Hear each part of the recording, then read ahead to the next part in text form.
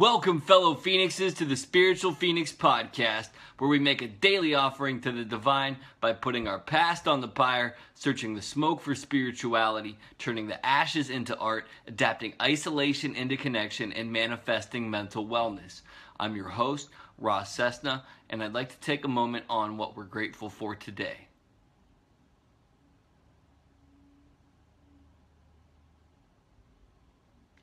Today, I'm grateful for society and culture, and that's one thing I thought I would never say, and it might not be for the reasons that many people think.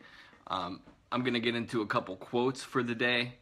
In an age where community involvement and partnerships with civil society are increasingly being recognized as indispensable, there is clearly a growing potential for cooperative development and renewal worldwide. And that was said by Kofi Annan, and I admittedly don't know his politics. We cannot set up out of our heads something we regard as an ideal society, and that was said by John Dewey.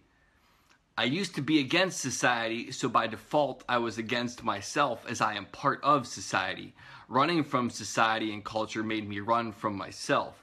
Who I am is a product of our culture and society, as I would not be who I am without a world I couldn't understand. The best way for me to overcome the system is to overcome myself and then help others do the same. And that was said by me. I've said it before on this podcast how in my earlier life I kind of suppressed who I was and I went into a shell, and it was kind of like a Trojan horse of sorts, so I could emerge who I am today with some of my gifts intact and my personality as it is. And I firmly believe that, and part of the reason that happened is because of our culture and our society.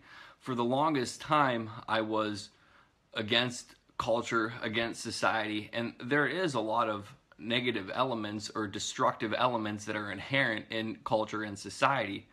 At the same time, those elements shaped who I am. Ideally, there will become a time when those things aren't as prevalent, or they are non-existent, but as it stands, I am ineffective at changing anything in society if I remove myself from it. It's the equivalent of trying to take on a behemoth from the outside when I can become inside of it and change the way that it functions. Kurt Cobain had a quote that I'm going to paraphrase, and essentially what he said was he wanted to take the machine down from the inside. And I think that there's a lot of validity in that. And to use a Star Wars reference from the original movies, they literally had to fly into the Death Star and attack it at the heart at its weakest point. And that's kind of what we have to do, not in a physical sense of attack, but more so a moral and independent grassroots stance by participating in society, by being the change that we wish to see. And that starts internally with us. Change is developed internally and then it radiates outwards. For example, I do some volunteer work, and not to build myself up, but that's one way that I can change. I can sit there and be present with people that have had mental disorders or addiction issues, and I can say, I've been there. These are the things that have worked for me in overcoming that. And for both mental illness and addiction issues, the things that have helped me overcome that have been introspective thought, meditation, yoga, exercise, proper diet, support groups, facing my fears, which was difficult for me at first, but it's the equivalent of looking something dead in the eye and then realizing that it's a specter. It's really non-existent. Fear is false evidence appearing real. Danger does exist. Fear is something that's created and fabricated in the mind. It's an expectation of something that may or may not happen, and most oftentimes it's the may not. So in order to really effectively adapt society, I can't remove myself from it. There'll come a time when I'll be that person who disappears and falls off the face of the earth when I'm older. And by that I mean I'll get a cabin somewhere in the woods and hopefully live a peaceful, quiet life. A little $10,000 solar powered cabin on a little plot of land. Ideally, I'd like to get another plot of land and have a commune of some kind so I can have some kind of social life with like-minded people. But society literally has created who I am. And I think that one of the issues that people have is they try to rebel against society, and you can, but then you're ineffective in many ways at affecting the change that you want to see. And then inherently in many rebellions, what happens is they take out a power structure, impose another power structure, and over time that power structure becomes just as damaging, if not more so, than the one that was originally in place. There's systems in place, and although I understand that our government is largely corrupt, there is systems in place to where you can affect change. One thing that people fail to recognize is there may be some corrupt elements in government, but there are some elements in government that are inherently not corrupt. There are people in power that are there for the better interest of people, that are public servants. And if you believe in a divine source, there are people that are workers of that source for good. Oftentimes things that sometimes appear negative, granted, there are definitely negative things in the world, but sometimes things that appear negative at the surface, when there's more understanding about those situations, it shows that there's more to it than what people originally assumed. I used to be inherently very into conspiracy theories and stuff like that, and conspiracies do happen.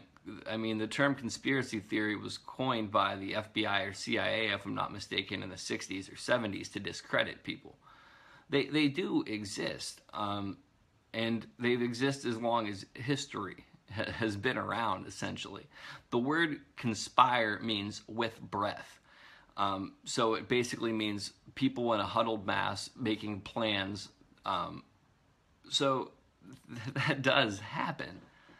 I think the issue with conspiracy theorists, though, is they kind of overanalyze every situation, and then what happens with that is it distorts reality in many ways. The other thing would be, how do they get all this evidence? There may be a shred of evidence or a needle in a haystack occasionally, but the reality or likelihood of one of those people having all of the proper evidence is very difficult, I would say. And then when you get into psyops or things like that, it's only reasonable to assume that some of these conspiracy theorists are psyops. They might be feeding psyops. I mean, there was a study done by the FBI or CIA where they created this false reality and then they shared it to see how quickly that information would spread and how it would spread. So you need to be somewhat leery of those things. It goes into the old adage of believe none of what you hear and half of what you see, or something along those lines. I sometimes mix it up, so I might have said that improperly. But it comes down to this. The universe or the source has a plan. It's going to work itself out one way or another. If it ends up with all of us dead, we're not going to be here to complain about it. I hope that that doesn't happen. I don't think that that will. I mean, at some point we're all going to die regardless, but I think that the way that everything is now is moving towards awakening people, and a lot of people couldn't have been shaken up or awakened or have the awareness they do had things not progressed how they did, in my opinion.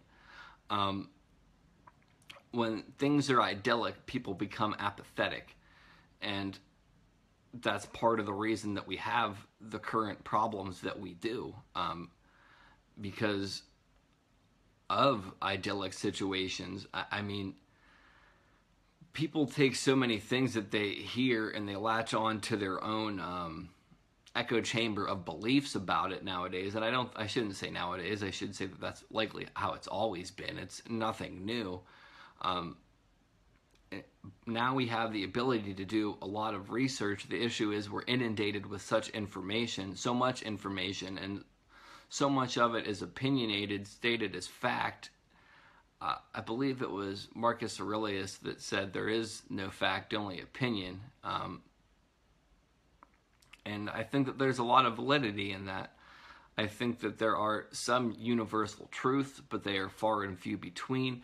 I think that reality is entirely subjective. And,